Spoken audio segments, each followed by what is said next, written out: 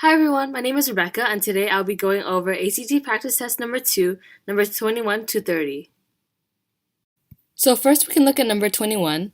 It says, the main purpose of the first two paragraphs of passage A, lines 1 to 16, is to A. establish the popularity of Gornick's book by indicating that people wanted to meet her after reading the book, B. introduce the idea that the characters in Gornick's memoir are not exactly like their real-life counterparts, C. illustrate Gornick's frustration with some of her readers, or D. suggest that Gornick's memoir should be classified as fiction, not as nonfiction.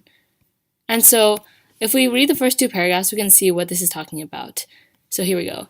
Once in Texas, I gave a reading for my memoir, Fierce Attachments. No sooner had I finished reading than a woman in the audience asked a question. If I came to New York, can I take a walk with your mama? I told her that actually she wouldn't want to take a walk with my mother. It was the woman in the book she wanted to walk with. They were not exactly the same. Shortly afterwards, I attended a party in New York where, an hour into the evening, one of the guests blurted out in a voice filled with disappointment, "Why, you're nothing like the woman who wrote Fierce Attachments." At the end of the evening, she cocked her head at me and said, "Well, you're something like her." I understood perfectly. She had come expecting to have dinner with the narrator of the book, not with me, again, not exactly the same. And so from what we've been reading, it seems that this is introducing the idea that the characters in Gornick's memoir are not exactly like their real-life counterparts. As we can see, there are comparisons to the characters in the book to the people in real life, and there's a strong sense that these are not the same people. Number 22. Which of the following quotations from passage A most directly relates to the party guest's disappointment upon meeting the author of Fierce Attachments? F. We ourselves were just a rough draft of the written characters.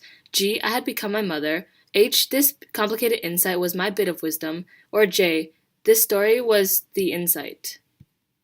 And so the question number 22 and the quotations it labels don't make sense quite yet because I haven't read further into the passage. So first I'm going to read further into the passage. On both occasions, what was desired was the presence of two people who existed only between the pages of a book. In our actual persons, neither Mama nor I could give satisfaction. We ourselves were just a rough draft of the written characters. Moreover, these characters could not live independent of the story which had called them into life, as they existed for the sole purpose of serving that story. In the flesh, neither Mama nor I were serving anything but the unaesthetic spill of everyday thought and feeling that routinely floods us all, only a select part of which, in this case, invoked the principles in a tale of psychological embroilment that had as its protagonist neither me nor my mother, but rather our fierce attachment. So from the passage that we just read, we know that the party guest disappointment stems from knowing that the differences between the person in the book and the person in real life, and finding that is very, very different. And so the quotation, "We ourselves were just a rough draft of the written characters," matches perfectly with the disappointment of the party guest, which means that the answer will be F. We can also look at the context surrounding those answers, but they would not fit as well to the question, to what the question is asking for. Number 23. According to passage A, Gornick believes the heart of her memoir to be A. the walk she took with her mother in Manhattan, B. the revelation that she had become her mother, C. her childhood experiences in the Bronx, or D. her shared history with her mother. And so I don't really understand what the question is asking, and that's probably because I haven't read further into the passage yet, and so I'm going to continue going on further into the passage to see what it's asking for. So at the heart of my memoir lay a revelation. Aha, so this is where our answer is going to be. I could not leave my mother because I had become my mother. And so it very clearly states that the answer will be B, the revelation that she had become her mother. Number 24. According to passage A, Gornick believes that the memoirs belong to the category of F. journalism, G. personal diaries, H. historical narratives, or J. literature. I still don't know what's going on, so I'm going to go back to the passage, finish up the passage in this order because a lot of the questions on the ACT will be in chronological order. And if the first question is like a main idea question for the whole passage, then you can probably skip it and go on to the next few questions, but make sure to go back to it. So in this case, all of the questions are in chronological order, so I can keep on going. So let's see, the last paragraph. Memoirs belong to the category of literature, not of journalism. And so this is the answer. Memoirs belong to the category of literature, so I can go back here and find that, according to passage A, Gornick believes that memoirs belong to the category of literature. So you might be curious as to why I skipped the rest of the paragraphs after I found the answers for the last two questions. And the reason why is because I just want to check to see if the next paragraph will talk about a new topic. And because the questions are talking about new topics, I went to the next paragraph to see if the answer is there already. And if it wasn't around the first few sentences, I would probably just go back to where I left off in the paragraph that I didn't finish and finish that paragraph. But in this case, because the next paragraph has the answer, I just went directly to there instead of reading the rest. It's usually better to read the whole thing, the whole passage. But in this case, because we're short on time for the ACT, skipping ahead just to see if the answer is there very briefly, that's also a test-taking tactic that I would also use. Passage B. The protagonists in Hemingway's fiction are often A. composites of Hemingway's friends, B. based on Hemingway's family members, C. projections of Hemingway himself, or D. completely made-up characters. So I don't know what this is talking about, but that's because I haven't read Passage B yet. So here we go. Passage B. The dividing line between fiction and autobiography is often a very fine and shaky one, and Ernest Hemingway's autobiography of the artist as a young man is a case in point. As nearly all readers know, Hemingway's fiction contains numerous autobiographical elements, and its protagonists are often conscious projections and explorations of the self. And so we know from that sentence, projections and explorations of the self, which means that the answer is C, projections of Hemingway himself. So this is one of the reasons why I read the question first, to get an idea of what the question will be asking, and I see the answers, and so when I read here, it's important to make sure that the answer completely agrees with the question, because sometimes they'll trick you by including information that is part of the answers but not answering the question. And so for example, if they talked about composites of Hemingway's friends before projections of Hemingway, just make sure that the answers are matching with what the question is asking for. Instead of just looking at what is in the passage, we have to look at the context, and so that's why I kept reading until I found what answered the question. Number 26. Based on passage B, the question of accuracy in A Movable Feast is particularly difficult because F. Hemingway used the book to create a particular portrait of himself and his contemporaries. G. Hemingway's contemporaries were writing conflicting memoirs during the same time period. H. Hemingway could not produce any documents to support his stories. Or J. Hemingway said his memory was excellent, but others doubt this. And so I don't really know what this is talking about, but that's because I haven't read. So I'm going to actually continue on from where I left off because I see a movable feast right here. So I'm going to continue from here to get the context. At the same time, Hemingway's openly autobiographical writings, Green Hills of Africa and A Movable Feast, are barely more autobiographical than his fiction, and in many ways just as fictional. A Movable Feast is particularly complex because Hemingway was clearly conscious that it would be his literary testament. Thus, in writing it, he dealt with issues which had been important to him, and he settled old scores. Among the reasons which motivated his portrayal of self and others were the need to justify himself, for he felt that he had been unfairly portrayed by some of his contemporaries, the desire to present his own version of personal relationships, as well as the desire to get back at people against whom he held a grudge, the need to relive his youth in an idealized fashion, and the wish to leave to the world a flattering self-portrait. Thus, A Movable Feast could hardly be an objective portrayal of its author and his contemporaries, and the accuracy of the anecdotes becomes an issue that can never be entirely resolved. So this looks like it's talking about... It looks like the answer is F. Hemingway used the book to create a particular portrait of himself and his contemporaries. Most importantly, it talks about how he's using it to create a self-portrait, and a flattering self-portrait, no less. And so this is why the level of accuracy, we don't know if it's very accurate because he's very clearly very heavily biased towards his own portrait or portrayal of himself.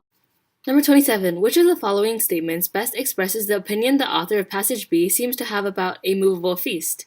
A. It stands alongside Hemingway's fiction as one of his best works. B. It is a complex example of a book that combines fact and fiction. C. It provides an accurate look at a specific time in Hemingway's life. Or D. It should be read with other books from the same period. And so the passage doesn't talk anything about C or D. It actually says that it's not an accurate look at a specific time, so we can just eliminate those and just look at A or B. So we can look at A or B. It stands alongside his fiction, or it is a complex example of a book that combines fact and fiction. Um, so I wasn't really sure what was the answer, so I'm going to continue reading to find it. So here we go. While it is impossible to verify everything Hemingway wrote in A Movable Feast, one might conclude that he invented and lied relatively seldom about pure facts. When he did so, it was usually in order to reinforce the pattern he had created, i.e., a negative portrayal of literary competitors and an idealized self portrayal. He clearly overlooked a great deal of material, distorted some, and generally selected the episodes so that they would show him as innocent, honest, dedicated, and thoroughly enjoying life. A Movable Feast, in fact, appears as a fascinating composite of relative factual accuracy and clear dishonesty of intent. And so, based on this last part, it essentially says that it's a mix of fact and fiction, which is the same as answer B. It is a complex example of a book that combines fact and fiction. Again, answer choice A sounds like it would be correct, but the passage doesn't back it up, so we don't know anything about how it stands alongside his fiction. Therefore, the best answer here is B. Number 28. Based on the passages, Gornick's and Hemingway's approaches to writing their memoirs are similar in that both writers, F, put real characters into wholly fictional situations, G, wanted to portray themselves in a flattering way, H, were motivated to settle old scores and present their own versions of personal relationships, or J, used only material from their lives to serve the story they each wanted to tell. So we know that G and H aren't true because they only apply for Hemingway's situation. We know that Hemingway wanted to present himself in a flattering way and settle old scores. And we know that F also isn't true because the fictional situations were not completely fictional, as both have part fiction and part fact. And so this is why J is the correct answer. Both writers used only material from their lives that served the story they each wanted to tell. Number 29. Based on the passages, it can most reasonably be inferred that Gornick and Hemingway would agree that when it comes to a writer's responsibility to be truthful in a memoir, A, the degree of truthfulness should be the same as that for fiction. B, if a writer can't remember the exact details of a certain event, that event should be left out of the memoir. C, it is more important to create an artistic whole than to relate only facts. Or D, the writer should only include incidents that have documented evidence to support them. So as you can see, answer choices B and D are very strict. They talk about how it must be exactly truthful, exactly stick to facts. And both Gornick and Hemingway do not strictly stick to facts. So we can eliminate choices B and D. So we're left with A and C. And answer choice A is too loose. It talks about how the degree of truthfulness should be the same as that for fiction, but their memoirs are not purely fiction, but rather a mixture, again, of fiction and fact, and therefore the answer choice here must be C. It is more important to create an artistic whole than to relate only facts. Number 30. Another author wrote the following about the role of truth in memoir. A memoir is a story, not a history, and real life does not play out as a story. Which passage most closely echoes the view presented in this quotation? F. Passage A, because it offers a story about what happens when you meet someone who doesn't live up to your expectations.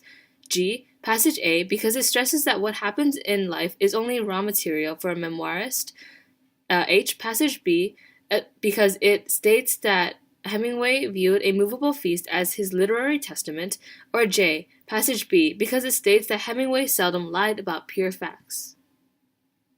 So first of all, if we only look at the reasons, all of the reasons seem backed by the text. However, for example, answer choice J says that because it states that Hemingway seldom lied about pure facts, this is sure it's text-based, but it's not answering the question completely. The question says that find a passage that agrees more with this statement. A memoir is a story, not a history, and this reason that J gives is not sufficient.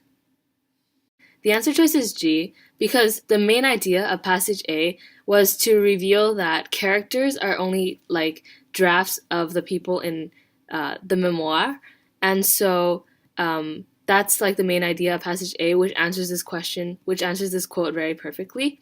Whereas in passage B, it talks more about why Hemingway wrote A Movable Feast and his reasons behind creating the story the way he did it. Answer choice F is just too specific, and because it's specific, it actually proves G correct because F is the evidence for G. So some final tips are to read the questions before trying to read the passage. Questions are typically chronologically placed in the passage. Make sure that your answer answers the question and is not just simply true or text-based. And so first check that the answer is text-based, then check that to see if the answer correctly acknowledges and answers the question provided.